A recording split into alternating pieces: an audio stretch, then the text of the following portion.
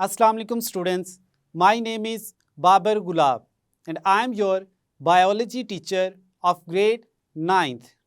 Today we will solve exercise of chapter number 9.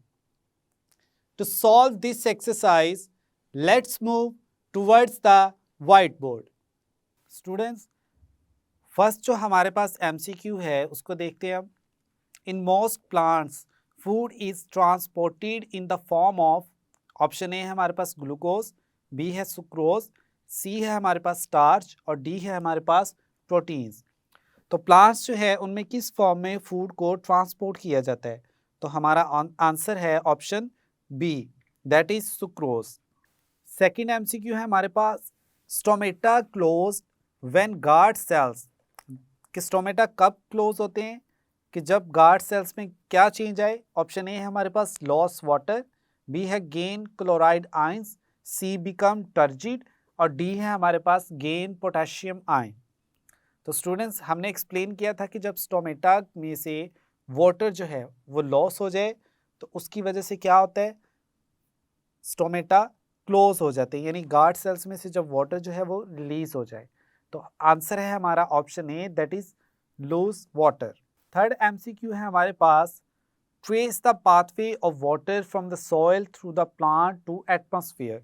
यानी water जो है वो सॉइल से एब्जॉर्ब करते हैं प्लांट्स रूट्स के थ्रू, और किस तरह से प्लांट्स के अपर पार्ट्स जो है उनमें से वाटर इवेपोरेट करके एयर में चला जाता है. तो आपने इस पूरे पैसेज में जो जो प्लांट्स के स्ट्रक्चर्स आते हैं उनकी एक स्कीम वाला जो आंसर है उसको सिलेक्ट करना है. तो इसमें हमारे पास 4 ऑप्शन है और हमारा जो आंसर है वो है ऑप्शन डी. सबसे पहले वाटर जो है रूट्स हेयर्स के थ्रू एब्जॉर्ब किया जाता है, आफ्टर दैट वो कॉर्टेक्स वाले रीजन में जाता है, फिर endodermis, then xylem, intracellular species in mesophyll cells और फाइनली स्टोमेटा. और स्टोमेटा से जो वाटर है वो एयर में इवेपोरेट कर जाता है. तो हमारा आंसर है ऑप्शन डी. नेक्स्ट है हमारे पास MCQ number 4. When fibrinogen makes blood clots it separates from blood and the reminder is called. यानी ब्लड से अगर फाइब्रिनोजेन जो है वो क्लॉट बनाने में यूज हो जाए और ब्लड में अब फाइब्रिनोजेन नहीं रही तो अब रिमेनिंग पार्ट को हम क्या कहेंगे? ऑप्शन ए है प्लाज्मा, बी है लिम्फ, सी है सीरम और डी है हमारे पास पस. तो इसका हमारे पास जो आंसर है वो है सीरम. अगर ब्लड से फाइब्रिनोजेन रिमूव कर दी जाए तो रिमेनिंग जो बच जाता है हमारे पास उसको हम क्या कहते हैं? सीरम. नेक्स्ट है हमारे पास MCQ number 5. What is correct about human red blood cells. कि ह्यूमन की जो रेड ब्लड सेल्स हैं उनके बारे में कौन सी स्टेटमेंट जो है वो ठीक है? ऑप्शन ए है have limited life span, B है are capable of phagocytosis, C है हमारे पास प्रोड्यूस एंटीबॉडीज और डी है हमारे पास आर मल्टी न्यूक्लिएट. तो स्टूडेंट्स, रेड ब्लड सेल्स के बारे में हमने एक्सप्लेन किया था कि इनका लिमिटेड लाइफ स्पैन होता है, that is 4 months or 120 days. तो हमारा आंसर है ऑप्शन ए. नेक्स्ट है हमारे पास MCQ number 6. Which of the following tissue layer is found in all blood vessels. कि जितनी भी ब्लड वेसल्स हैं उनमें कौन सी टिश्यू लेयर प्रेजेंट होती है? ऑप्शन ए है हमारे पास स्मूथ मसल, बी है एंडोथीलियम, सी है स्केलेटल मसल और डी है कनेक्टिव टिश्यूज. तो स्टूडेंट्स, हमारा जो आंसर है वो है option B, that is endothelium. ये सभी जो ब्लड वेसल्स हैं उनमें प्रेजेंट होती है. नेक्स्ट है हमारे पास MCQ number 7. When do the atria contract. When do the atria contract. कि जो एट्रिया है वो कब कॉन्ट्रैक्ट करते हैं? ऑप्शन है बिफोर डायस्टोल, बी है आफ्टर सिस्टोल, सी है ड्यूरिंग डायस्टोल और डी है ड्यूरिंग सिस्टोल. तो स्टूडेंट्स, इसका हमारे पास जो आंसर है वो है during systole, option D. Next है हमारे पास MCQ number 8. Which of the following contains deoxygenated blood in an adult human. कि किस वाले में जो है डीऑक्सीजनेटेड ब्लड होगा? ऑप्शन ए है हमारे पास लेफ्ट एट्रियम, बी है पल्मोनरी आर्टरी, सी है पल्मोनरी वेन और डी है ऑल ऑफ द अबव। तो स्टूडेंट्स हमने एक्सप्लेन किया था कि जो पल्मोनरी वेन है इसमें डीऑक्सीजनेटेड ब्लड प्रेजेंट होता है। तो हमारा आंसर क्या है? Option C, that is pulmonary vein. Next है हमारे पास MCQ number 9, which of the following chambers has the thickest walls in the human heart? कि कौन सा ऐसा चैम्बर है जिसकी वॉल जो है वो सबसे ज़्यादा थिक हैं? ऑप्शन ए है हमारे पास राइट एट्रियम, बी है हमारे पास लेफ्ट एट्रियम, सी है लेफ्ट वेंट्रिकल और डी है राइट वेंट्रिकल। तो स्टूडेंट्स हमारा आंसर है option C, that is left ventricle. Next है हमारे पास MCQ number 10, which of these statements is correct about the circulatory system? Option A है इट ट्रांसपोर्ट्स हार्मोन्स, बी है capillaries have thicker walls than veins, C है systemic circulation carries blood to and from the lungs और D है हमारे पास all are true. तो students इसका हमारे पास जो आंसर है वो है ऑप्शन ए, कि जो सर्कुलेटरी सिस्टम है वो हार्मोन्स को ट्रांसपोर्ट भी करता है। तो हमारा आंसर क्या? Option A. नेक्स्ट है MCQ number 11, exchange of materials between blood and surrounding tissues occur in, यानी जो मटेरियल्स हैं उनको टिश्यूज और ब्लड के दरमियान किस के थ्रू जो है एक्सचेंज किया जाता है? ऑप्शन ए आर्टरीज, बी है वेन, सी है कैपिलरीज और डी है ऑल ऑफ द अबव। तो स्टूडेंट्स हमने एक्सप्लेन किया था कि जो एक्सचेंज ऑफ मटेरियल है between the blood and the tissues वो होती है थ्रू द कैपिलरीज, बिकॉज जो कैपिलरीज हैं उनकी जो वॉल है वो वन सेल थिक होती है और टिश्यूज और कैपिलरी के बिटवीन जो डिफ्यूजन के थ्रू मॉलिक्यूल्स हैं या कंपोनेंट्स हैं वो इनको इजीली डिफ्यूज किया जा सकता है। तो हमारा आंसर क्या है? Option C, that is capillaries. Next है हमारे पास MCQ number 12, which of the following is a type of leucocytes? कि ल्यूकोसाइट्स की टाइप कौन सी है? ऑप्शन ए है लिम्फोसाइट, बी है इयोसिनोफिल, सी है मोनोसाइट और डी है हमारे पास ऑल ऑफ दीज। तो स्टूडेंट्स लिम्फोसाइट्स, इयोसिनोफिल्स और मोनोसाइट्स ये तीनों जो हैं ल्यूकोसाइट्स की टाइप्स हैं। तो हमारा आंसर क्या है? All of the above, that is option D. Next है हमारे पास MCQ number 13, which of the following is the function of human blood? कि ह्यूमन ब्लड का क्या फंक्शन है इनमें से? हमारे पास ऑप्शन ए है it regulates body temperature, B है इट ट्रांसपोर्ट्स वेस्ट, सी है इट प्रोवाइड्स डिफेंस और डी है ऑल ऑफ द अबव। तो जो ह्यूमन ब्लड है उसके सभी फंक्शंस हैं। तो हमारा आंसर क्या है? Option D, that is all of the above. Next है हमारे पास MCQ number 14, valves to prevent the backflow of blood are found in। अब बैकफ्लो ऑफ ब्लड को रोकने के लिए कुछ वेल्व्स प्रेजेंट होते हैं और वो इनमें से किस स्ट्रक्चर में प्रेजेंट होते हैं ये आपने बताना है। ऑप्शन ए हमारे पास आर्टरीज, बी है वेन, सी है कैपिलरीज और डी है ऑल ऑफ दी अबव।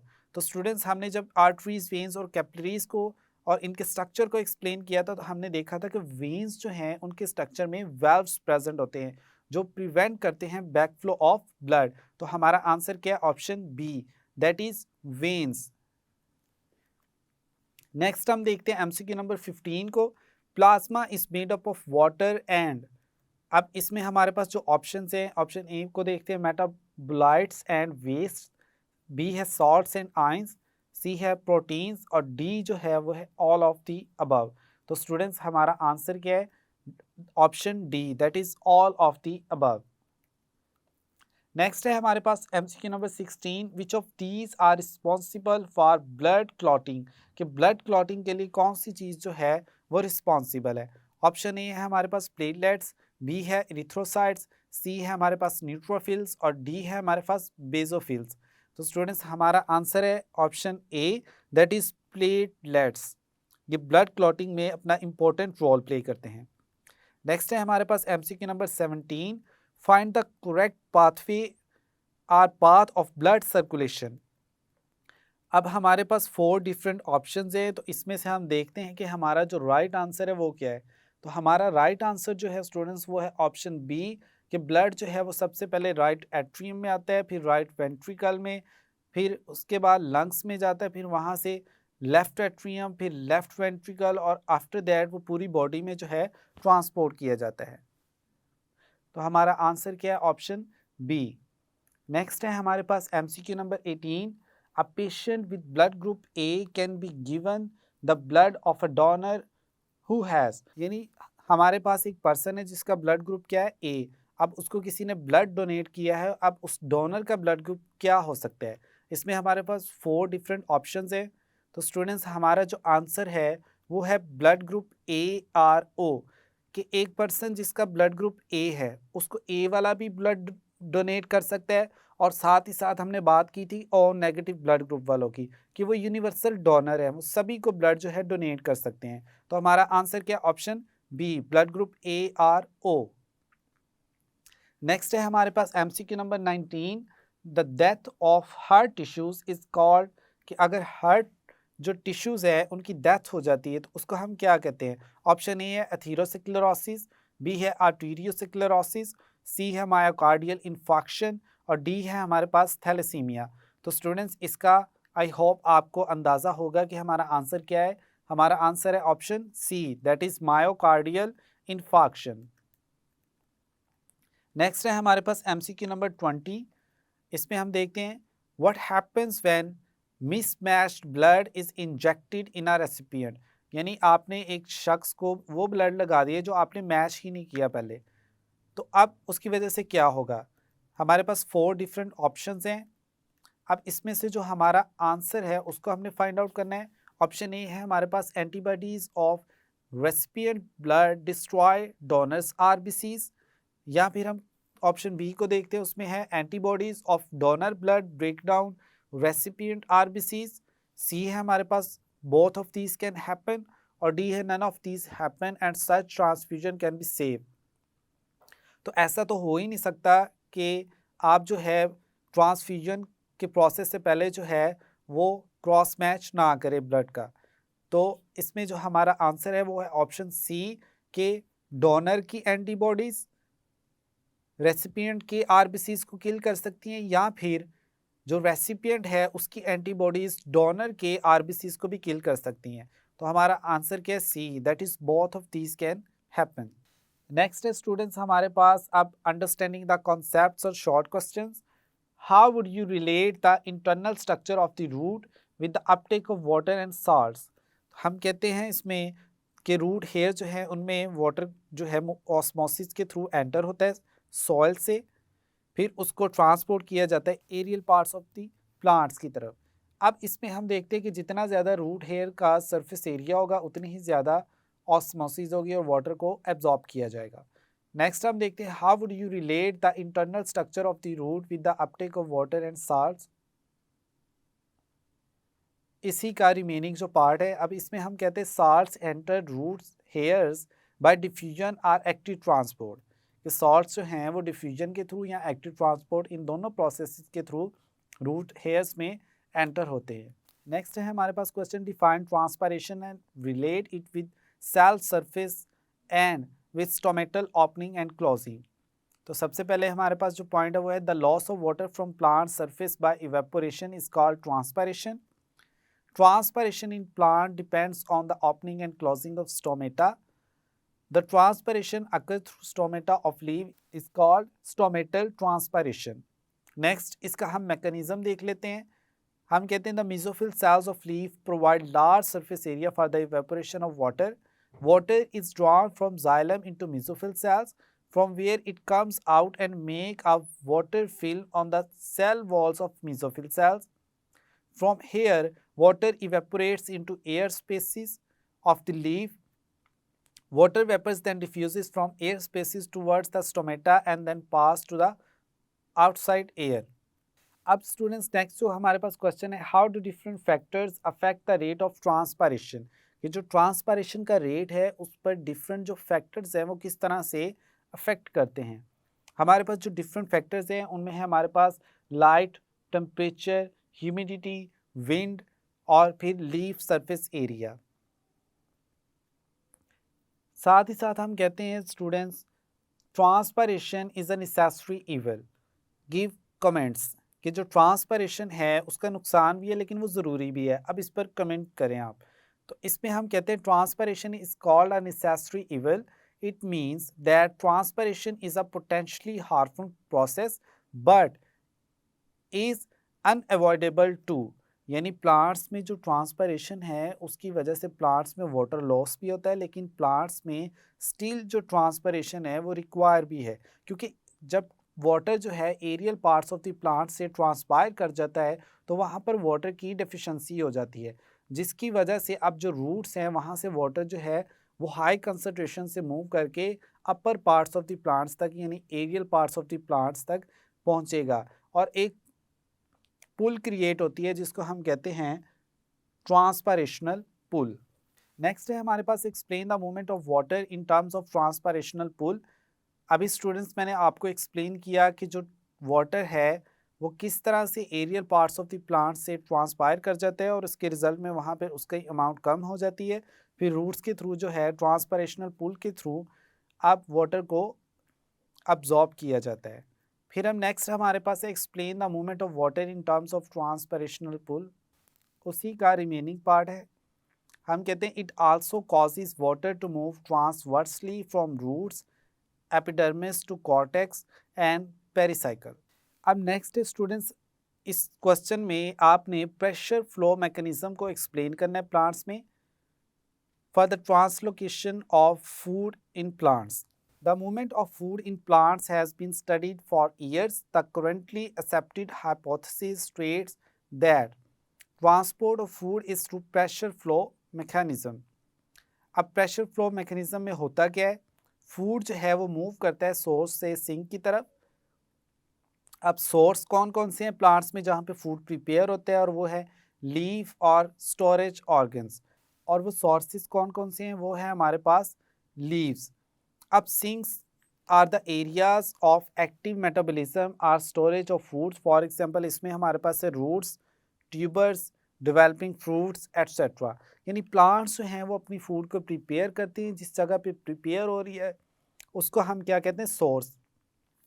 फिर उसको ट्रांसपोर्ट किया जाता है और स्टोर किया जाता है, किस पॉइंट पे स्टोर किया जा रहा है उसको हम क्या कहते हैं, सिंक। नेक्स्ट जो है स्टूडेंट्स, उसमें आपसे पूछा जा रहा है list the functions of the components of blood, कि ब्लड की जो कंपोनेंट्स हैं उनका क्या फंक्शन है, उसकी एक लिस्ट बनाए। तो इसमें हम कहते हैं सबसे पहले रेड ब्लड सेल्स जो हैं वो इम्पोर्टेंट रोल प्ले करते हैं ऑक्सीजन और कार्बन डाइऑक्साइड की ट्रांसपोर्टेशन में। वाइट ब्लड सेल्स जो हैं वो डिफरेंट फंक्शंस परफॉर्म करते हैं, like engulfing small particles, releasing anticoagulants and producing antibodies.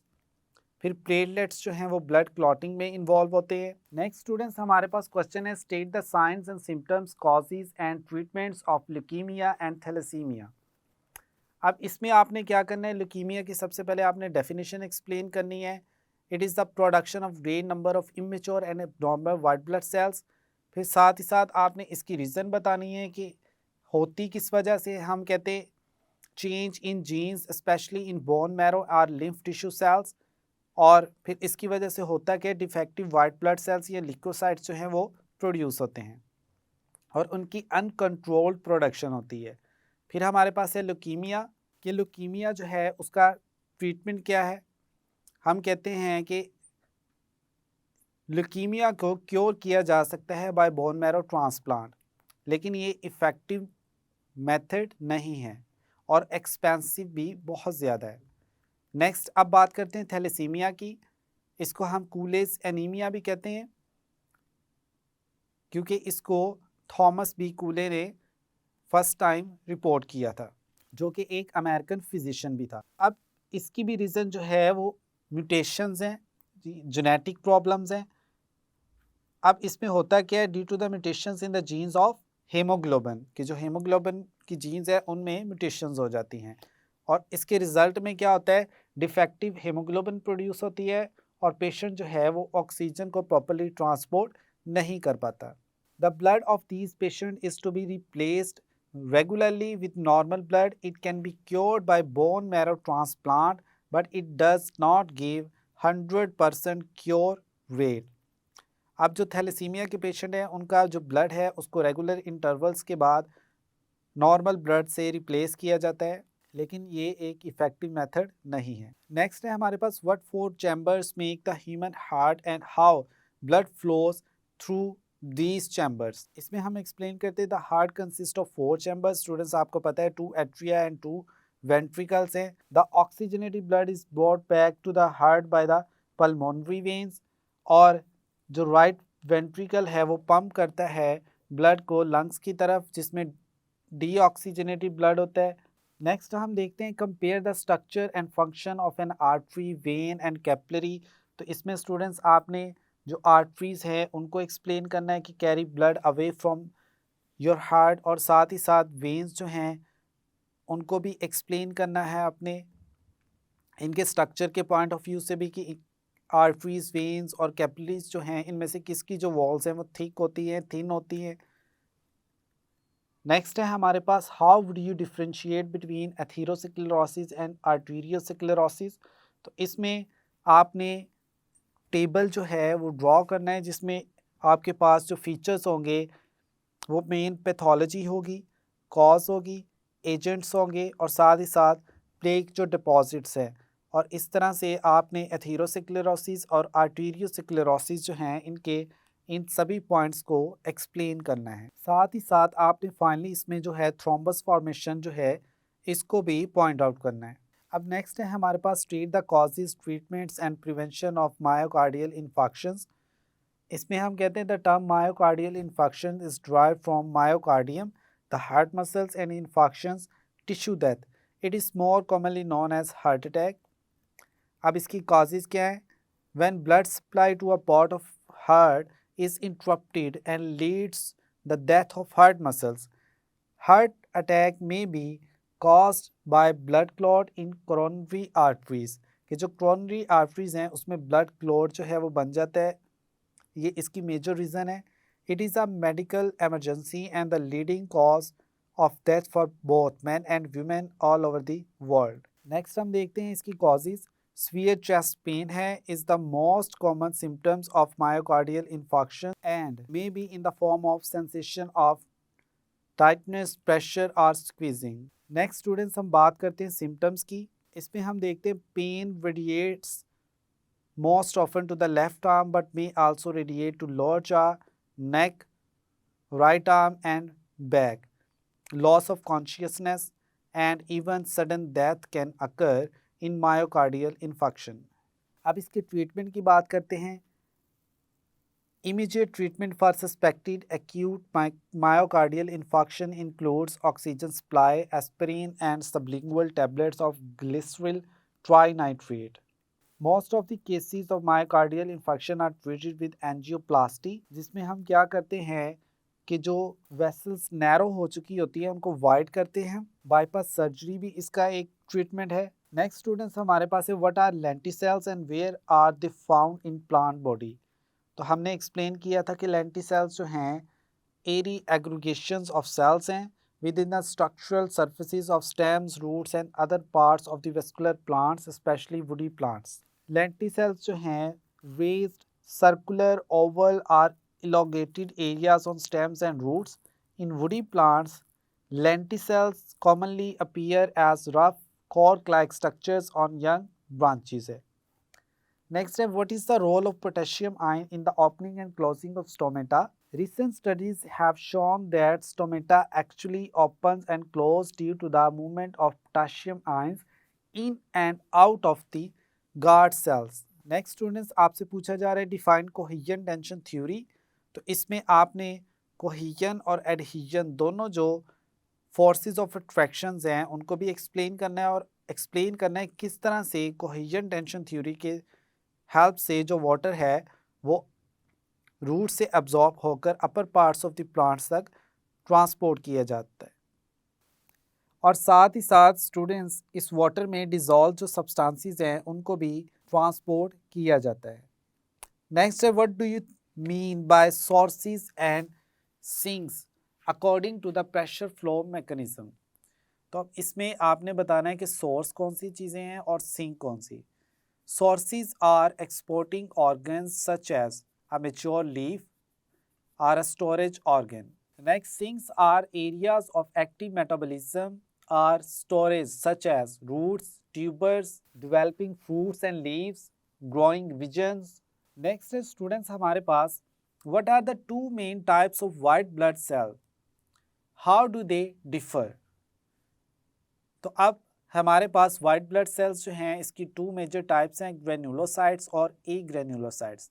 और इस टेबल में इनके जो फीचर्स हैं, साइटोप्लाज्मिक ग्रेन्यूल्स हैं,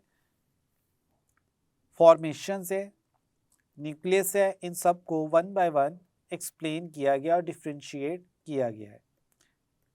इसको आपने अच्छे से रिवाइज करना है और याद भी करना है। नेक्स्ट स्टूडेंट्स, आपसे पूछा गया है यू सी पस at the site of infection on your skin, how is it form, यानी जब जख्म होता है तो वहाँ पर रेशा जो है वो आप देख सकते हैं, तो वो क्यों बनता है, उसकी रीज़न क्या है। इसका आंसर है white blood cells die in the process of killing the germs, these dead cells accumulate and make the white substance called pus seen at the infection sites. Next students, हमारे पास statement है what role does the pericardial fluid play. इसमें हम कहते हैं the presence of this fluid reduces friction between the pericardium and the heart walls during heart contraction.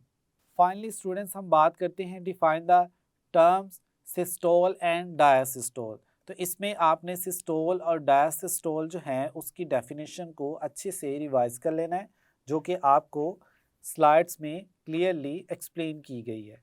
तो यहाँ तक था स्टूडेंट्स आज का हमारा लेक्चर, जिसमें हमने चैप्टर नंबर 9 की जो एक्सरसाइज है इसके MCQs, अंडरस्टैंडिंग द कॉन्सेप्ट्स और शॉर्ट क्वेश्चंस को एक्सप्लेन किया। स्टूडेंट्स, आज के लेक्चर में हमने एक्सरसाइज को सॉल्व किया।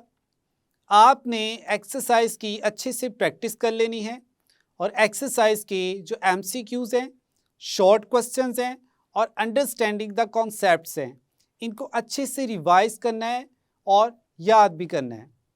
मिलते हैं नेक्स्ट लेक्चर में। अल्लाह हाफिज़।